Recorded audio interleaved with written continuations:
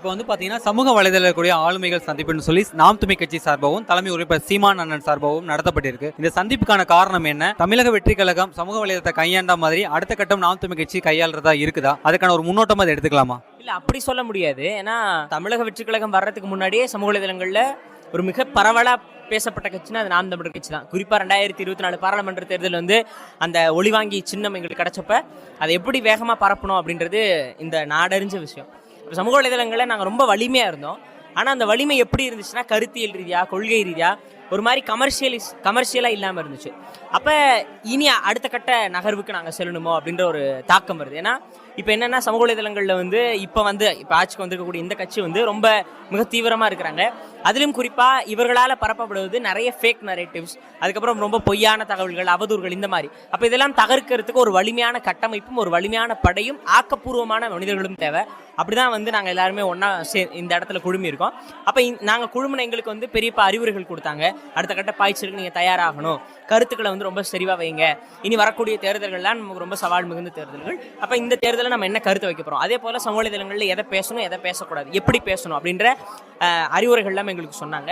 அடுத்த கட்ட நகர்வுக்கு வந்து சமூக வலைதளங்களில் வந்து நாம் தமிழ் கட்சியை எப்படி கொண்டு போகலாம் அப்படின்ற மாதிரியான ஒரு நிகழ்வு தான் இது.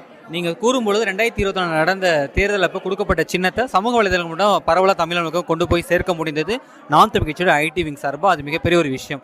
அதே மாதிரி 2026 நடந்த சட்டமன்ற தேர்தலில் அந்த அளவுக்கு ஒரு வேலை ஏற்பாடுகள் முன்னேற்பாடுகள் இல்லாமல் போனதா காரணமாக இருக்கா? அதை நீங்கள் எப்படி பார்க்குறீங்க? ஏன்னா தமிழக வெற்றி கழகம் 2 ஆண்டுகள் தொடங்கிய ஒரு ஐடி விங் இவ்வளோ மக்கள்கிட்ட கொண்டு போய் சேரும் பொழுது ஐடி விங் சார்பாகவும் சரி சமூக வலைதளங்கள் ரொம்ப உறுதியாக இருக்கக்கூடிய நாம் தமிழ் கட்சியால் ஏன் மக்கள்கிட்ட கொண்டு போய் சேர முடியல?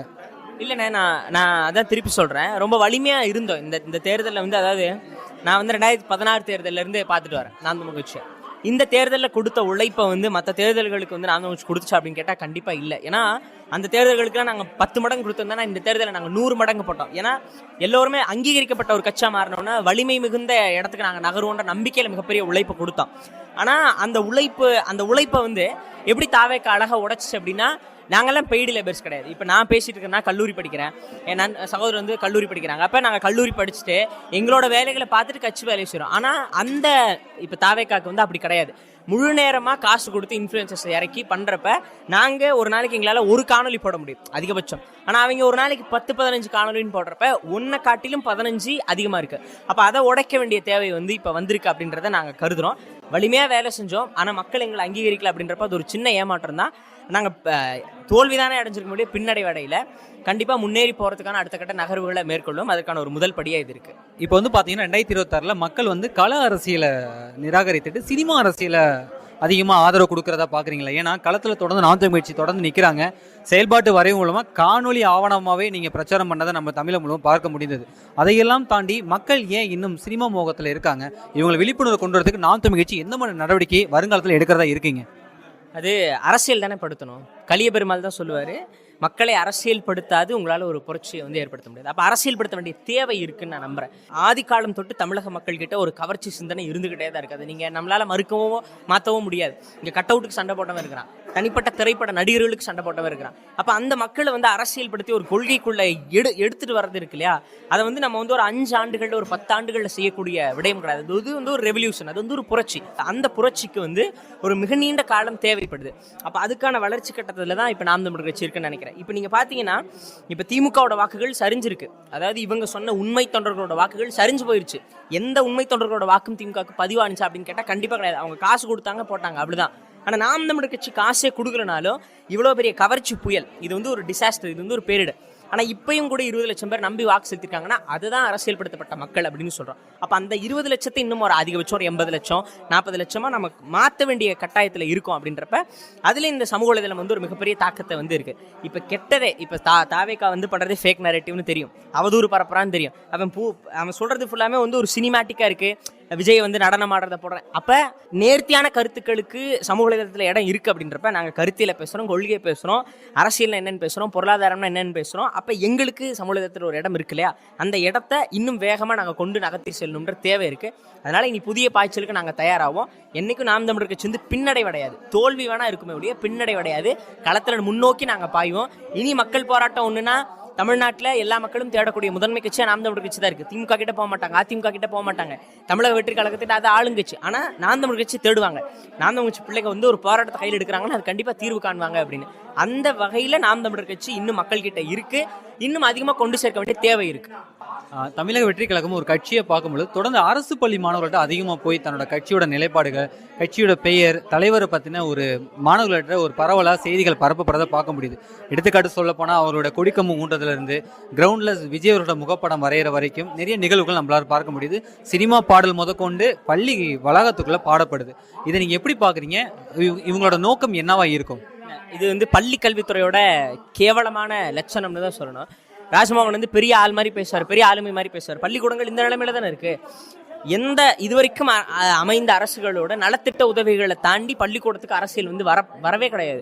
ஆனால் இப்போ போயிட்டு விஜய் ஃபோட்டோ எடுத்து குழந்தைங்க கொண்டாடுது, சினிமா பாட்டு பாடுது, கொடி கம்பத்தை ஊணுது அப்படின்னா நீங்கள் என்ன அரசியல் புரிதலை வந்து குழந்தைங்களுக்கு ஏற்படுத்துறீங்கன்ற ஒன்று இருக்கு இல்லையா? பள்ளிக்கூடத்தில் முற்றிலுமாக அரசியல் தவிர்க்கப்பட வேண்டியது. தனிப்பட்ட முறையில் அந்த குடும்பத்தின் விருப்பத்தின் பேரில் ஒரு குழந்தை அரசியல் பேசுறதுக்கும் நீங்களா போய் திணிக்கிறதுக்கு வித்தியாசம் இருக்கு. அதை தான் இந்த ஆட்சி வந்து செய்யுது. இதுக்கு நோக்கம் என்ன அப்படின்னா, சின்ன வயசுலேருந்தே அவனை மேனிப்புலேட் பண்ணணும். சின்ன வயசுலேருந்தே வந்து, ஏன்னா வந்து இப்போ சீமான் பெரியப்பா வந்து கட்சியோட ஆரம்ப காட்டத்தில் 2015-16 அந்த கட்டத்தில் நான் சின்ன பையன், இப்போ நான் கல்லூரி படிக்கிறேன். ஆனால் அவரோட சிந்தனை, அவரோட தத்துவம் எல்லாத்தையும் கேட்டு வளர்ந்து இன்னைக்கு நான் அவரோட கரம் பிடிச்சு நான் போகிறேன் அப்படின்னா அவரோட சிந்தனை எனக்குள்ள ஆழமாக விதை உண்டப்பட்டிருக்கு. எப்போ? சின்ன வயசுலேருந்து. அப்போ நீங்கள் என்ன பண்ணணும்னா, ஒரு தகவலை வந்து நீங்கள் இன்னும் ஒரு 10 வருஷம் 20 வருஷத்துக்கு இவங்க ஆட்சியில் இருக்கணும், இவங்க கட்சி ஒரு பேசு பொருளாக இருக்கணும்னா அடுத்து வரக்கூடிய தலைமுறையை வந்து இவங்க கட்சியும் இவங்க கட்சி தலைவரையும் வந்து மேனிப்புலேட் பண்ணும். அவங்களுக்குள்ள செலுத்திக்கிட்டே இருந்தாதான் அடுத்த தலைமுறையும் இவங்களை மாதிரியே கூமுட்டையா இருக்கணும்னு நினைக்கிறாங்க. இது உண்மையிலுமே கண்டிக்க தகுந்த செயல். அரசு பள்ளிகள், தனியார் பள்ளிகள், யாரா இருந்தாலும் பள்ளிக்கூடத்தில் திணிக்க கூடாது. விருப்பம் இருக்கா, அது அவங்க தனிப்பட்ட குடும்பம் சார்ந்தோ, அது பிள்ளைகள் சார்ந்தோ. ஆனா நீங்களா போய் திணிக்கிறீங்க அப்படின்னா கட்டாயம் சொல்றேன், அடுத்த தலைமுறை சீரழிவு பாதையில நகரும். இது வந்து தமிழ்நாட்டே வந்து கொன்னு புதைக்கிற ஒரு வேலை. இதை பள்ளிக்கல்வித்துறை கவனம் எடுத்துக்கணும். குறிப்பா அமைச்சர் ராஜ்மோகன் அவர்கள் கவனம் எடுத்துட்டு பள்ளிக்கல்வித்துறையை சீரமைக்கிற வேலையை பார்க்கணும். அதை விட்டுவிட்டு இந்த சட்டசபையில பேசுறதெல்லாம் ரீல்ஸா எடுத்து போடுறது, இதெல்லாம் பண்ணிட்டு இருந்தா தமிழ்நாடு விளங்காது. சிறு வயதிலிருந்து தமிழ் தேசியத்தை நீங்கள் பார்த்துட்டு வரீங்க. அதெல்லாம் நாம் தமிழ் கட்சி ரீதியாக ஒரு அரசியல் பயணத்தில் நீங்கள் இருக்கீங்க. அப்படி இருக்கும் பொழுது நடந்த சட்டசபை விவாதங்களை நீங்கள் எப்படி பார்க்குறீங்க? இப்போ நடக்கக்கூடிய இந்த புது அரசோட சட்டசபை விவாதம் ஏற்புடையதாக இருக்குதா? இது வந்து ஒரு ஒன்று தான். நான் வந்து அது சம்மந்தமாக பேசியிருந்தப்ப நான் சொன்னேன் என்னன்னா, ஒரு இசையமைப்பாளர் இல்லை, ஒரு ஒளிப்பதிவாளர் இல்லை சட்டமன்றத்துக்குள்ள, அவ்வளோதான். ஏன்னா இவர் பேசுறதுக்கு ஒரு பின்னணி இசை போடுறதுக்கு ஒரு இசையமைப்பாளர் இருந்துட்டு இவரோட அந்த பேசுறதெல்லாம் ஒரு டிஃப்ரெண்டான ஆங்கிள்ஸ்ல எடுக்கிறதுக்கு ஒளிப்பதிவாளர் இருந்தாருன்னா அது உண்மையிலுமே ஒரு திரைப்பட அந்த படக்காட்சி மாதிரி தான் இருக்கும். ஏன்னா குறைந்தபட்சம் எதிர்கட்சிகள் கேட்ட கேள்வி, சட்டம் ஒழுங்கு பிரச்சனை, பெண்கள் பாதுகாப்பு பிரச்சனை, மின்வெட்டு பிரச்சனை, ஏதாவது ஒன்றை பத்தி வாய் திறந்தாரா? நீட் தேர்வை பத்தி பேசுறாரு. நீட் தேர்வால 4 பேர் செத்து போயிருக்காங்க. ஒரு இரங்கல் தகவல், ஒரு இரங்கல் செய்தி, அதை விட்டு இப்படி பண்றது, சினிமா டைலாக் பேசுறது, இது ஒரு குட்டி கதை சொல்றது, உங்க அப்பாவை காணும்னு சொல்றது, இதெல்லாம் வந்து நான் இப்பவும் சொல்றேன், எழுதி கொடுக்குறேன் வந்து முன்னாடியே சொல்லிடுவான்னு நினைக்கிறேன். நீங்க பேச போறதை நாங்க ரீல்ஸா எடுத்து போட போறோம். ரீல்ஸ் கண்டென்ட்டுக்கு என்ன தேவையோ அதை பேசுங்க முதலமைச்சர் அப்படின்னோன்னா இவர் போய் பேசுறாரு. இவ்வளவுதான். உங்களுக்கு புரியுதுல? சட்டமன்றங்களோ இல்ல அரசியல் தளமோ வந்து ஒரு காலத்துல வந்து கருத்தியல் தேர்ந்த இடமா இருந்துச்சு. வாத பிரதிவாதங்கள் இருக்கும், வாத சண்டைகள் இருக்கும். நான் அதை செஞ்சேன், நீ ஏன் இதை செய்யல, இது கருத்தியல் சார்ந்த விஷயம், நீ ஏன் இதை மாத்தி பேசுற, நீ ஏன் பிஜேபி கடன் கொடுக்குற, நீ ஏன் காங்கிரஸ் கூட கூட்டி நீ வச்ச, திமுக இப்படி செஞ்சுச்சு, அதிமுக அப்படி செஞ்சுச்சுன்னு கட்சிகளுக்குள்ள வாத பிரதிவாதங்கள் இருந்துச்சு, பிரச்சனைகள் வந்து பேசப்பட்டுச்சு.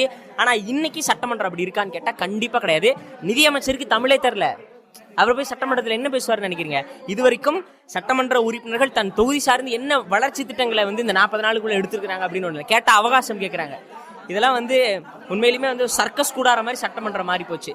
இன்னும் பல கோமாளிகள்லாம் வெளியில வருவாங்க. இப்பதான் நம்ம பார்த்துருக்கிறோம். வழி நடத்துற முதலாலே வந்து மிகப்பெரிய ஒரு அரசியல் புரிதல் இல்லாம இருக்கிறப்ப வழி நடத்தப்படுகிறவங்க எப்படி இருப்பாங்கன்னு ஒன்று இருக்கு இல்லையா? இனி சட்டமன்றம் வந்து அது கேலி கூத்தாதான் இருக்க போது. எப்படி சொல்றது, முன்னாடிலாம் வந்து நமக்கு சிரிப்பு வரணும்னா சிரிப்பொலி பார்ப்போம், இப்போ சட்டமன்றத்தை பார்த்தா முடிஞ்சு போச்சு, அவ்வளோதான். எதிர்கட்சியா இருக்கக்கூடிய திமுக, அதாவது அது தலைவராக இருக்கக்கூடிய உதயநிதி ஸ்டாலின் அவர்கள் சட்டசபையில் ஏற்றுக்கிற விவாதத்தை எப்படி பாக்குறீங்க? சரியான எதிர்கட்சியா அவங்க செயல்படுறாங்களா? இதை பத்தி உங்க கருத்து என்ன? கண்டிப்பா இல்லைன்னு தான் நான் சொல்லுவேன். ஏன்னா அவரே துண்டிச்சுட்டு வச்சு தான் பேசுறாரு. அவரே வந்து மக்கள் பத்தின கேள்விகளோ புரிதலோ வந்து உதயநிதி ஸ்டாலின் அவர்களுக்கு ரொம்ப குறைவாக தான் இருக்குன்னு நான் கருதுறேன். பெரிய அளவுக்கு அவர்கிட்ட இல்லை. அப்ப அவர் எதிர்கட்சியும் சரியா இல்லை, ஆளுங்கட்சியும் சரியா இல்லை. இதுதான் நம்மளோட வாதம். ஏன்னா 2 பேருமே மக்களால முழுமையாக சிந்தனைக்கு ஆட்பட்டு தேர்ந்தெடுக்கப்பட்டவங்களாம் கிடையாது. திமுக காசு கொடுத்து ஜெயிச்சு, இவங்க கவர்ச்சி காட்டி ஜெயிச்சாங்க. 2 பேருக்குமான ஒற்றுமை தான். அப்போ 2 கட்சியுமே வந்து ஒழுங்காக செயல்படல அப்படின்றதான் என்னோட பார்வை. குறிப்பாக எதிர்கட்சிகள் வந்து மக்கள் பிரச்சனையை வந்து பெரிய பேசு பொருளாக விவாத பொருளாக ஆக்கணும். ஆனால் இவங்க அதை செய்ய தவறுறாங்களோ அப்படின்ற ஒரு கேள்வி வருது. நடந்து முடிந்த தேர்தலுக்கு அப்புறம் இடைத்தேர்தலில் சந்திக்க போகிறது தமிழ்நாடு. முக்கியமாக வந்து 6 தொகுதிகள் நம்ம சொல்லலாம். அதில் அம்பாசமுத்திரத்தில் அண்ணன் சீமான் அவர்கள் போட்டி போகிறதா ஒரு கருத்து உருவாக்க இருக்கு. மக்களும் அதை வரவேற்கிற மாதிரி செய்திகள் பார்க்க முடியுது. இதை நாம் தமிழ் கட்சி சார்பாக நீங்கள் இதை எப்படி பார்க்குறீங்க? இந்த தகவல் உண்மைதானா? இல்லைண்ணே, அது அதிகாரப்பூர்வமாக யாருமே சொல்லலையே. சீமான் பெரியப்பாவோ இல்லை தலைமை சார்ந்தோ அதிகாரப்பூர்வமாக எந்த தகவலும் இன்னும் உறுதிப்படுத்தப்படலை. உறுதிப்படுத்தினதுக்கு அப்புறம் ஒருவேளை பெரியப்பா நிற்கிற தகவல் வந்து உண்மையாவே ஆச்சுன்னா கண்டிப்பாக போய் வேலை செய்வோம். அவரை சட்டமன்றத்துக்குள்ள அனுப்புறதுக்கு என்னென்ன வேலைகளோ அதை செய்வோம். அதனால உறுதிப்படுத்தப்படாத தகவல்களுக்கு நான் எதுவும் பதில் சொல்ல முடியாது. உறுதியாச்சுன்னா கண்டிப்பாக அதுக்கு வாழ்த்துக்கள். எங்களுக்கெல்லாம் ஒரு மனநிறைவு. கண்டிப்பாக பெரியப்பாவை சட்டமன்றத்துக்குள்ள அனுப்புறதுக்கான முயற்சிகள் இருக்கும்.